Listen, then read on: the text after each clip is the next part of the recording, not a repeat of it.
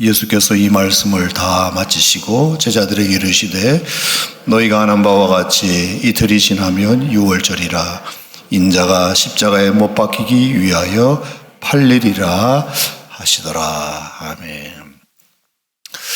자, 오늘이 이제 나흘째죠. 이제 이틀 남았는데 저는 이제 이런 특별 새벽 기도 할 때마다 세교성전과 골동성전을 하루씩 번갈아 가면서 설교를 하시고 제가 없는 동안은 이제 화면으로 여러분 보시는데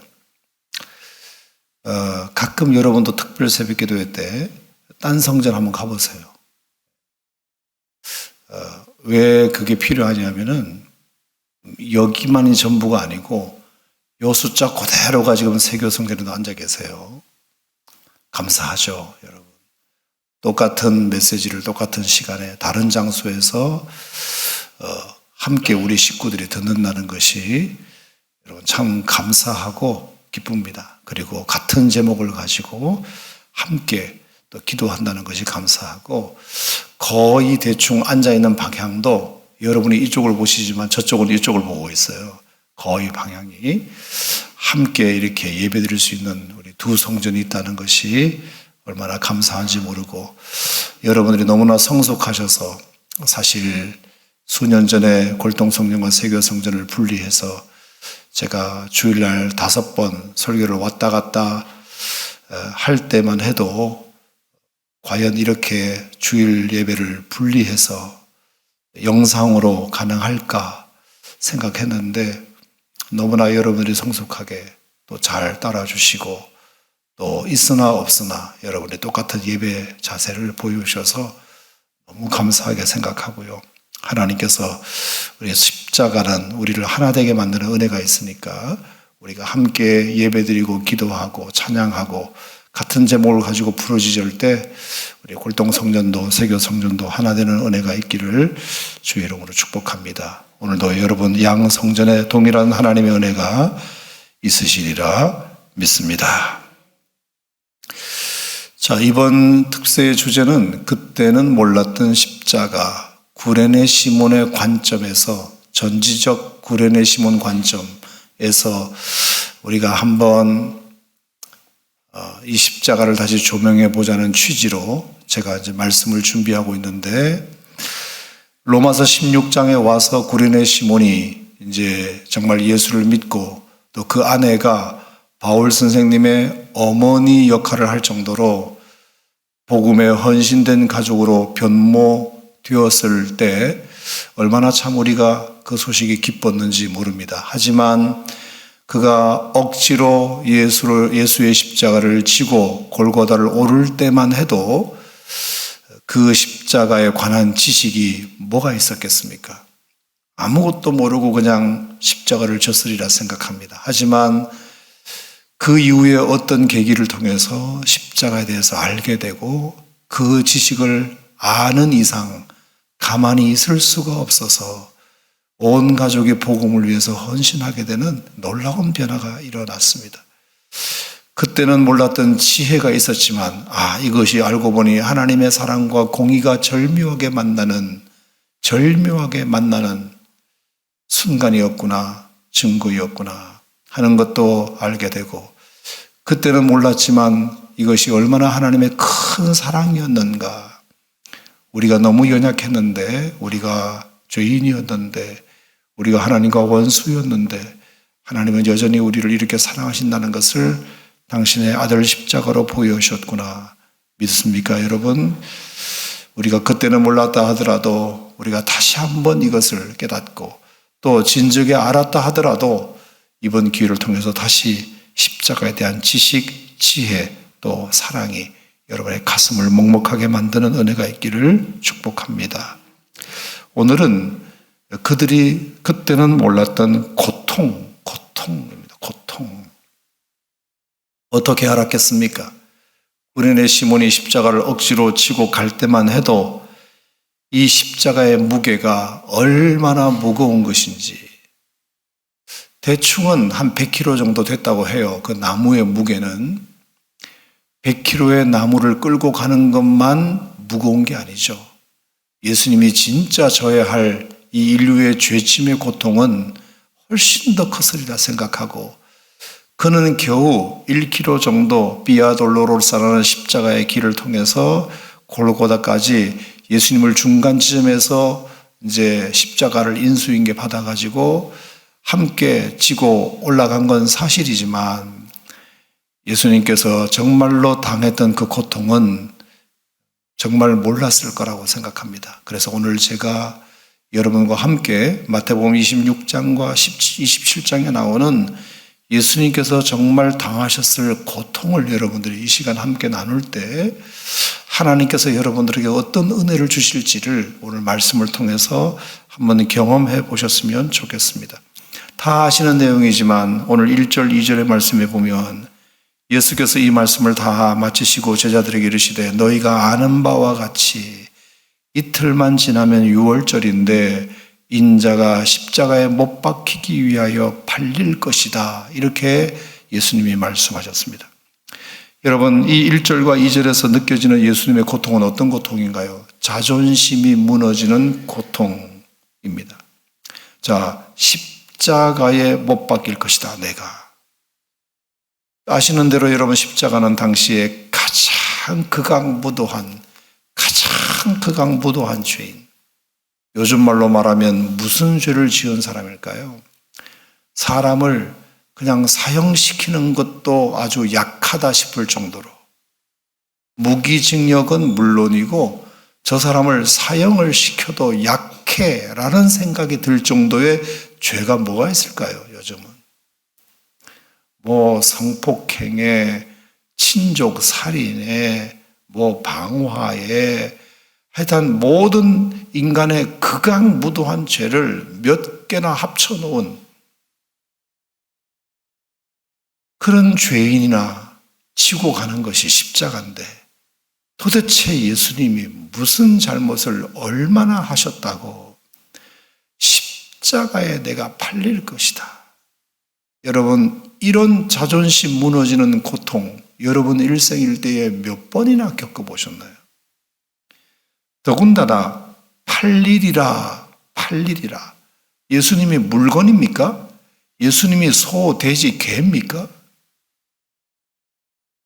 어떻게 사람이 누구에게 팔려갑니까? 예수님이 누구의 노예입니까? 종입니까? 그것도 누구에게 팔린다? 하나님의 아들이 인간에게 팔립니다. 예수님이 제자에게 팔립니다. 제자에게. 3년 동안 그렇게 열심히 가르치면서 데리고 다니면서 먹이고 재우고 사랑해주고 위해주고 아껴주고 기회주고 했던 자신이 목양했던 그 제자 유다로부터 팔리게 되리라. 여러분, 이런 자존심 무너지는 고통을 인생에 몇 번 경험해 보셨는지요? 내가 지키고 싶은 자존심이 있는데 나를 십자가에 인류가 생각하는 가장 극악무한 고통을 몇 개를 합쳐놓은 그 죄인에게만 해당되는 십자가를 져야 된다. 하나님의 아들이 인간에게 제자에게 팔린다. 내가 짐승이냐 가축이냐 내가 물건이냐 팔리게. 여러분, 이 고통을 구레네 시몬이 당시에 어떻게 알았겠습니까? 여러분, 이것이 얼마나 큰 고통이었을까? 뿐만 아닙니다. 자, 3절 4절 보면 그때의 대제사장들과 백성의 장로들이 가야바라 하는 대제사장의 관정에 모여 4절 예수를 흉계로 잡아 죽이려고 의논하되, 예수님을 잡아 죽이려고 뒤에서 의논하고 있다.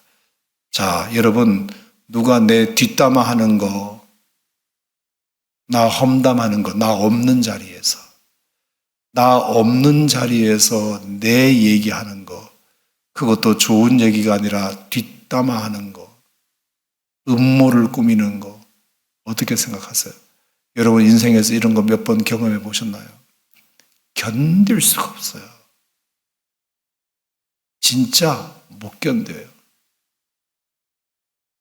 근데 흉계로 잡아 저 놈을 내가 어떻게 죽일까? 그것을 의논하고 있대잖아. 누가? 대제사장들과 백성의 장로들이. 예수님이 그걸 모르실 리가 없는데 몰래 뒤에서 음모를 꾸미는다는 사실을 알게 된 고통이 얼마나 큰가. 이게 단순히 뺨 맞고 채찍 맞고 조롱당하고 멸시당하고 옆구리에 창 찔리는 고통만 고통이 아닙니다. 방금 말씀드린 이 두 가지만 해도 너무나 견디기 어려운 고통이에요. 그뿐만입니까? 자, 6절부터 보면 한 여자가 귀한 향유 옥합을 가지고 와서 예수님에게 붓는 장면입니다. 자, 생전가야 제자들은 예수님께 뭘 대접해 본 일이 없어요. 성경에 어디 그런 거 있나요? 내가 아무리 눈 씻고 찾아봐도 제자들이 예수님에게 뭘 이렇게 대접 잘 해드렸다. 예수님은 저희가 식사 한번 살게요. 어디 좋은 데 가서 바람이나 쐬시고 그동안 전도 활동하느라 고생하셨는데 저희가 좀 돈 좀 모았어요. 예수님 어디 좋은 한정식에 가서 밥이나 한 끼 드시죠. 생전 그래 본 적이 없어요. 다 퍼졌어요. 예수님께서. 자기들이 못하는 것을 한 여자가 와서 대신하는 겁니다. 귀한 향유 옥합을 깨서 예수님께 부었어요. 그러면 제자들이 미안해서라도 야, 우리가 못하는 거 당신이 해주네. 야, 참 부끄럽다. 우리도 각성해야 되겠다. 그게 상식이야. 그게 상식. 자, 근데 8절 보세요. 제자들이 보고 분개하여 이르되 무슨 의도로 이것을 허비하느냐. 이것을 비싼 값에 팔아 가난한 자들에게 줄 수 있었겠도다. 왜 예수님에게 이런 걸 붓냐? 아깝다. 차라리 가난한 사람들에게 주지. 쓸데없이 예수님에게 이걸 왜 하냐? 우리가 생각하는 그냥 상식에서 배운 스승에게, 가르쳐준 스승님에게 스승의 날 그냥 카네이션 하나 달아드리고 조그마한 양말 하나, 넥타이 하나 선물하는 거, 그거 상식이잖아요. 내가 못하면 남이라도 하면 미안한 마음이라도 있어야 되잖아요. 제자들이 분개하여 이르되 뭐 하라고 예수님에게 그런 거 갖다 주냐? 예수님이 받아서 맛이 아니라 너무 섭섭한 거죠. 좌절감, 더 해드리지는 못할 망정 자기들을 대신해서 섬기는 것이 못마땅해 하는 제자들. 그리고 예수님께는 뭐라고 할 수 없으니까 그 여자 나무라는 거 보세요. 비겁하게 예수님에게는 말을 못하고 여자를 나무랍니다. 왜 그런 짓을 하느냐? 여러분, 그것이 여자를 나무라는 소리 들릴까요? 예수님을 나무라는 소리가 들릴까요? 예수님 들으라고 하는 소리잖아, 그게. 여러분, 성경을 가만히 이렇게 읽어보면 예수님이 당하셨을 그 고통은 인간적으로 너무 치욕스러웠을 거예요. 3년간 가르친 제자들의 결과물이 겨우 이거라는 생각에 얼마나 좌절감이 크셨을까. 당대의 최고의 스승이신 예수님, 말로만 가르친 것이 아니라 몸으로 실천하면서 보여주신 예수님. 얘들아, 사랑은 이렇게 하는 거야. 말로만 사랑하는 것이 아니라 사랑을 직접 보여주신 예수님. 완전한 교사이신 예수님. 정 주고 마음 주고 다 줬는데 딱 이 한마디가 3년 동안의 가르침을 물거품 만들게 되는 거예요. 좌절감. 15절 보실까요? 15절. 가룟 유다 하나가 이제 대제사장들에게 가서 예수님을 넘겨줍니다. 자, 15절. 내가 예수를 너에게 넘겨주리니 얼마를 주려느냐 하니 그들이 은 30을 달아주었다. 자, 예수님의 몸값이 은 30입니다. 여러분, 손흥민 선수의 몸값이 970억입니다. 음바페, 프랑스의 음바페 축구 선수 있죠? 2,700억입니다. 공잘 차는 축구선수 하나가 몸값이 970억, 2,700억. 공 하나 잘 차면. 하나님의 아들 인류의 메시아, 세상을 구원하러 오신 하나님의 아들의 몸값이 은 30이랍니다. 은 30은 당시에 일반 노동자, 일반 노예의 몸값이에요. 호세아가 고멜을 인력시장에서 사올 때 은 15에 보리 한 호멜반을 주고 사왔어요.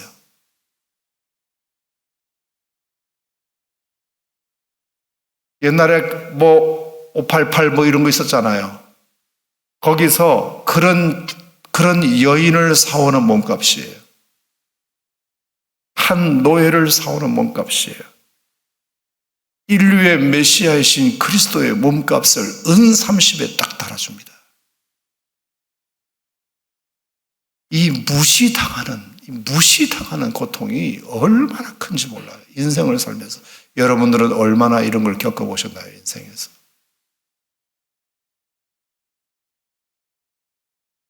말할 수가 없어요.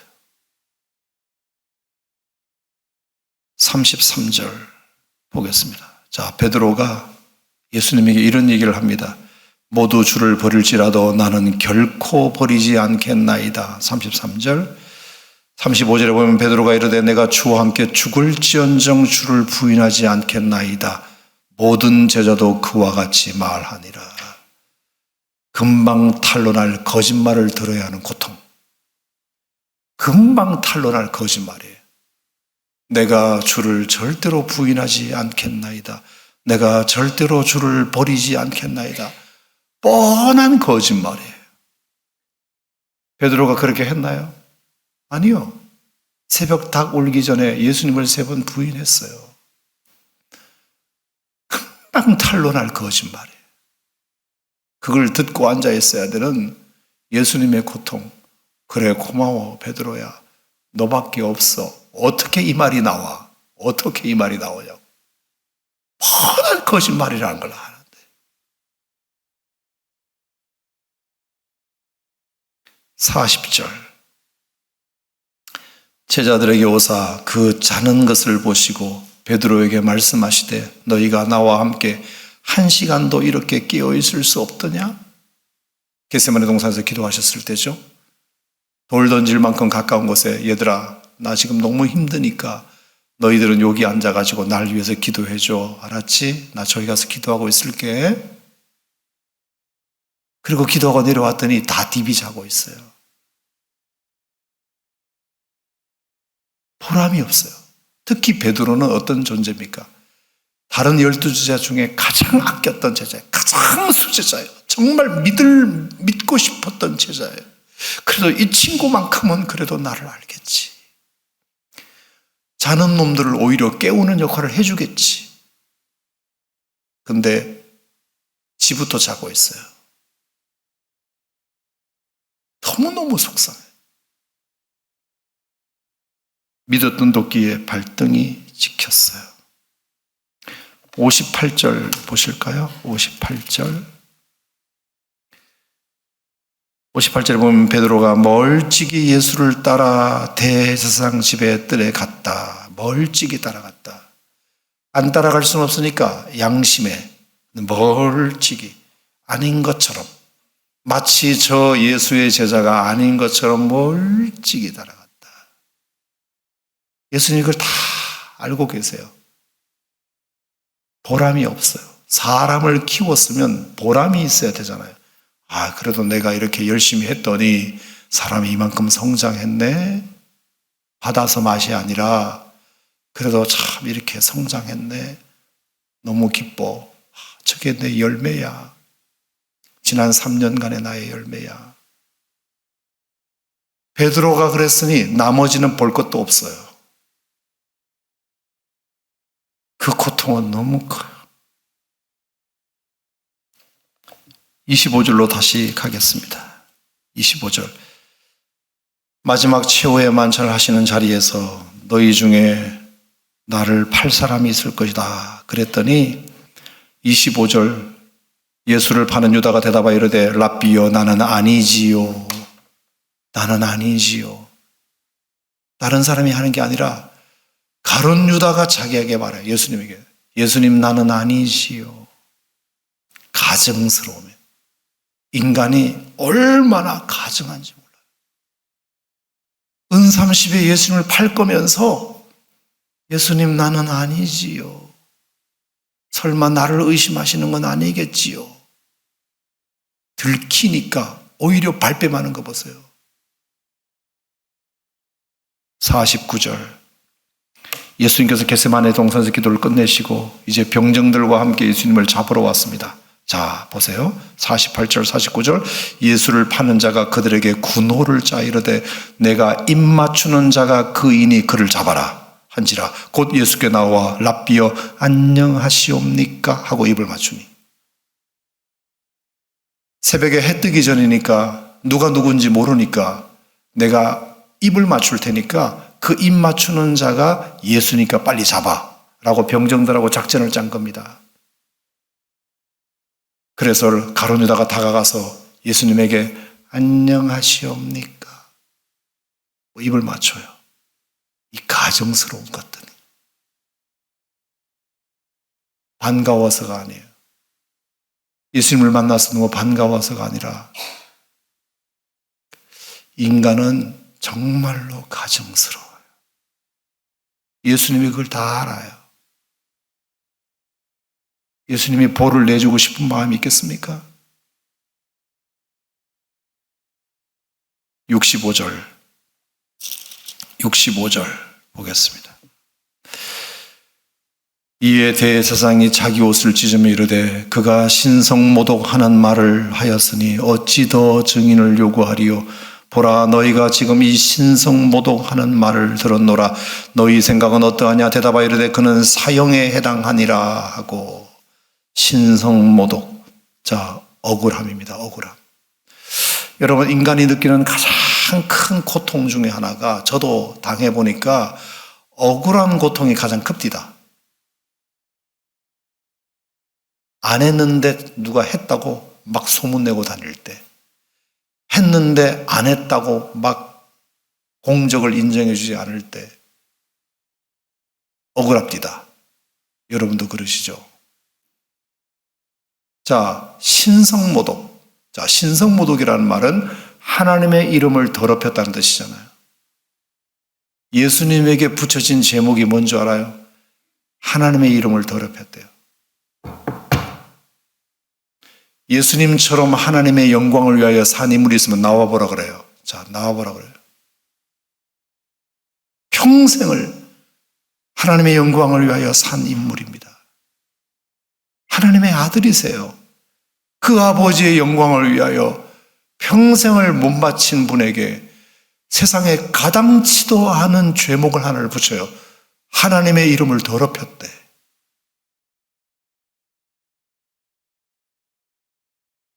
인간이 어디 좀 비스름한 제목이라도 붙였어야 이해가 되지.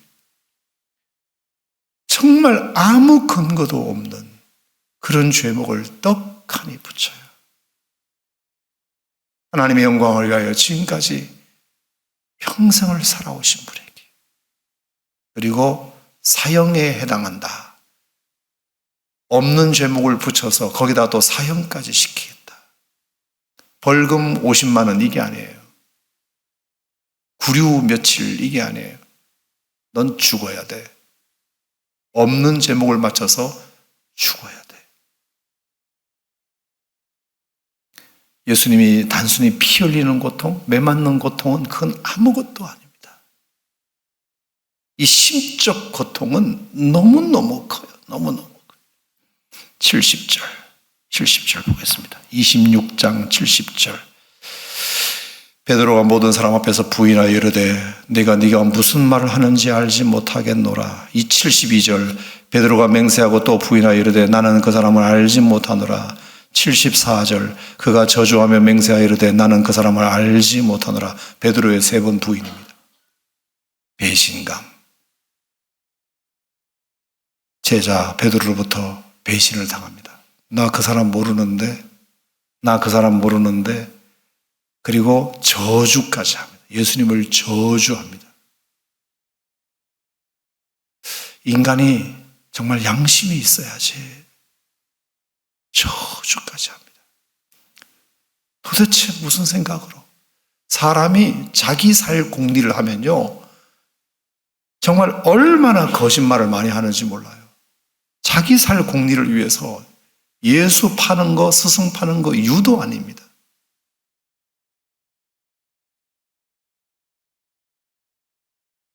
이 배신감은 정말로 어려운 고통 중에 하나예요.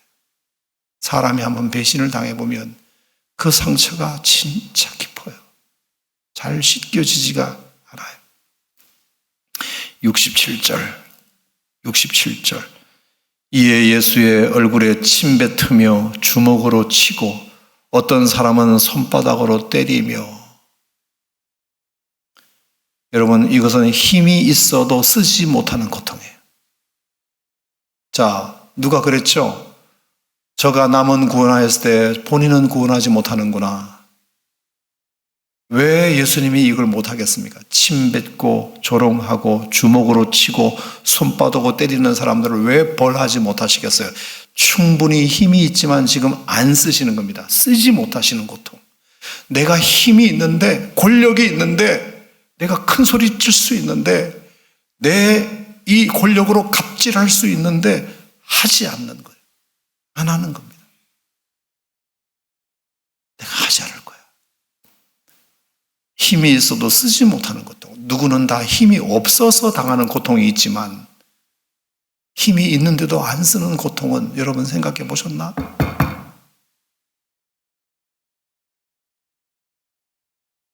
그리고 68절에 이르되 그리스도야 우리에게 선지자 노릇을 하라. 너를 친 자가 누구냐? 이게 뭔 말인지 아세요? 성경은 너무 고상하게 써놨어요. 뭐냐 하면은 뒤에서 머리를, 뒤통수를 탁 때려요. 뒤통수를. 그리고 와서 어느 손으로 때렸게 이거예요. 오른손으로 때렸게, 왼손으로 때렸게. 너 선지자잖아. 맞춰봐. 이것도 못 맞추냐? 또 뒤통수를 탁. 그리고 뒤에서 때리고 나서 누가 때렸게 이거예요.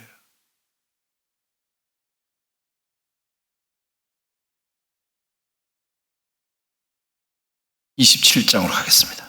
27장 17절.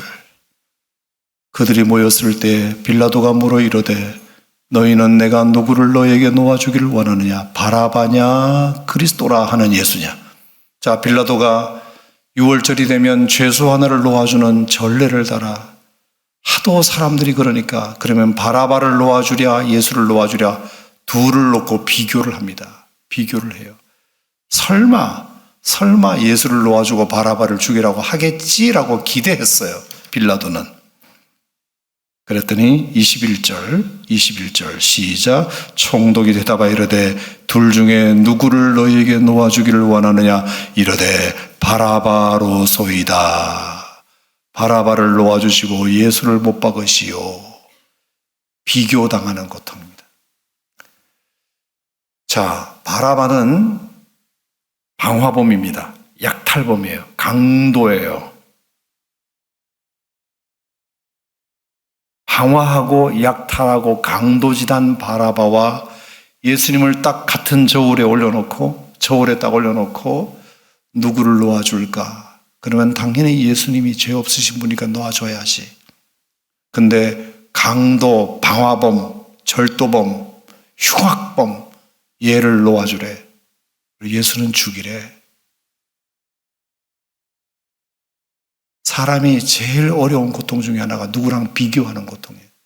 누구 집 아저씨는, 누구 집 엄마는, 누구 집 부인은, 누구 집 애는 잘한다던데 너는 뭐하냐?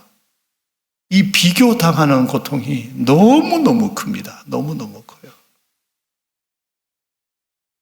자, 그만할게요, 여러분. 여러분들 듣는 여러분들 많이 힘드시죠? 여러분이 듣는 것도 힘든데 예수님이 당하셨을 고통은 얼마나 힘드셨을까요? 내 얘기하는 것 같아서 너무 힘든데 예수님이 직접 그것을 당하셨으니 얼마나 힘들까요? 여러분, 내 얘기하는 것 같잖아.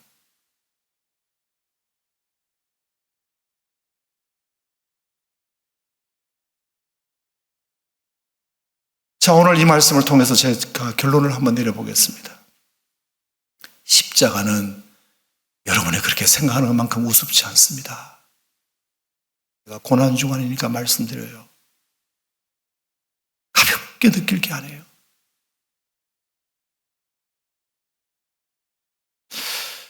자, 이런 생각을 하면 이 예수님의 고통이 우리에게는 어떤 교훈이 되느냐. 첫 번째, 제가 병원 신방을 가거나 이렇게 가면 가끔 그런 분들이 말씀하세요.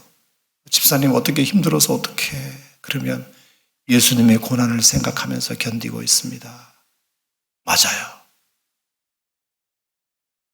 예수님의 이런 당하는 고난을 왜 우리가 묵상해야 되느냐 하면 이 고통을 묵상하면 신기하게 나의 고통이 사라져요. 위로가 돼요. 그리고 아무것도 아닌 것처럼 여겨져서 나만 이걸 당한다. 세상에 내가 제일 불행하다. 이렇게 생각했는데 예수님의 고난을 절절히 이렇게 분석하여 묵상하면 나는 정말 아무것도 아니구나. 고통이 사라져요. 신기하게. 아멘입니까? 여러분, 이 경험을 한번 해보시길 바라요. 그래서 예수님의 고난을 묵상하는 것은 도움이 돼요. 도움이 돼요. 우리가 예수님의 십자가에 대한 여러 가지 의미가 가능하지만 예수님의 십자가는 내 죄를 대신 지신 거잖아요.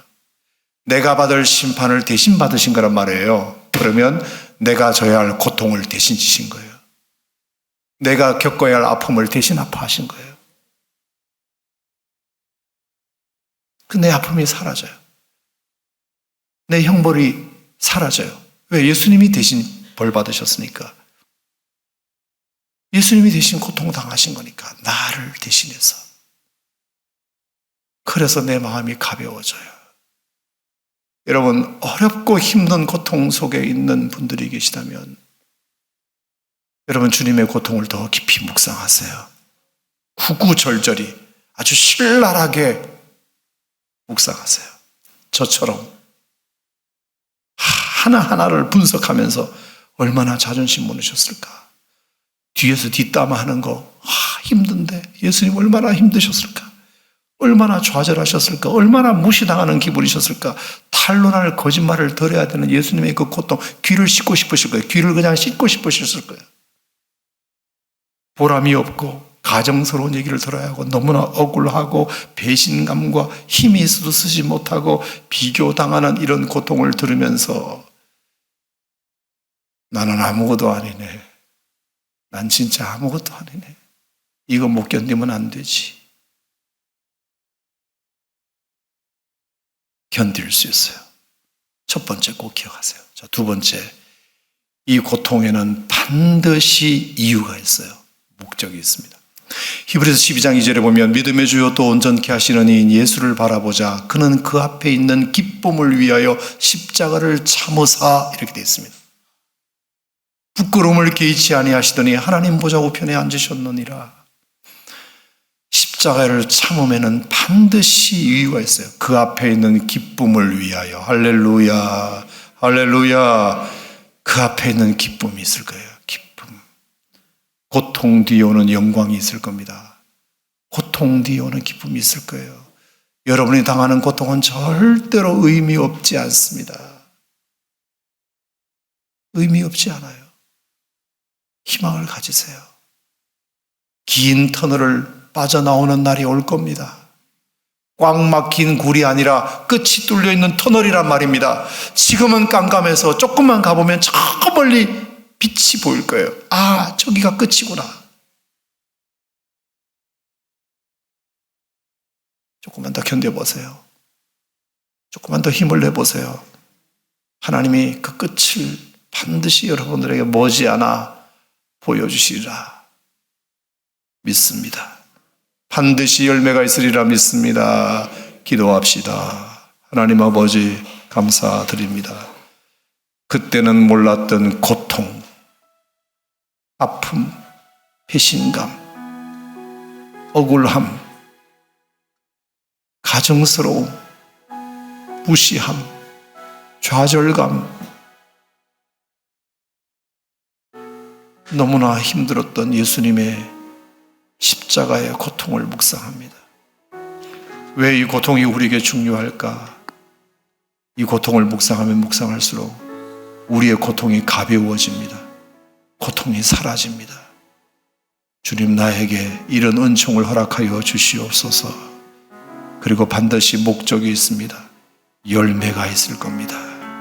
아버지, 이거 기대하고 바라보면서 예수님의 이 고난 주간을 내일과 모레 이 남은 2, 3일을 잘 보내게 하시고 예수님의 그 고난과 아픔의 의미를 우리 모두가 다 생각할 수 있는 깊이 묵상하는 저희들 되게 하여 주시옵소서. 우리의 허물 때문에 찔리셨고 우리의 죄악 때문에 상하셨으니 우리의 허물과 죄악을 묵상하고 그분의 찔림과 상함을 기억하는 이 남은 고난 주간이 되게 하여 주옵소서. 예수님 이름으로 기도합니다.